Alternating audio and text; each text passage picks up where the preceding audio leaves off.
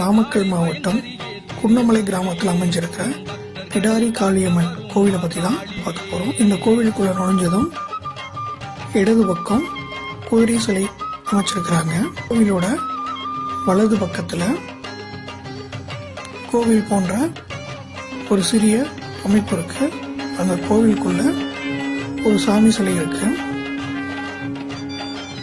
இந்த கோவில் கிராமத்துக்குள்ள இயற்கையான சூழல் அமைஞ்சிருக்கு.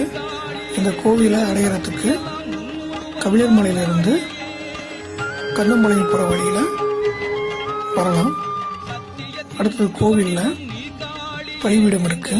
பலிபீடத்துக்கு வலது பக்கம் கற்களாலான சின்ன சின்ன சுவாமி சிலைகள் இருக்கு. கோவிலுக்கு வெளியே துவாரபாலகர்கள்னு சொல்லக்கூடிய 2 உருவங்கள் இருக்கு. இடது பக்கம் கண்ணப்பரோட சிற்பத்தை செதுக்கியிருக்காங்க. வலது பக்கம் மேல ஊர்ல இருக்கிறவங்களோட சிற்பங்கள் இருக்கு. பசு சிவலிங்கத்துக்கு பால் கொடுக்கிற சிற்பத்தை செதுக்கியிருக்காங்க. வாசலுக்கு மேல ஒரு அம்மன் சிலை இருக்கு.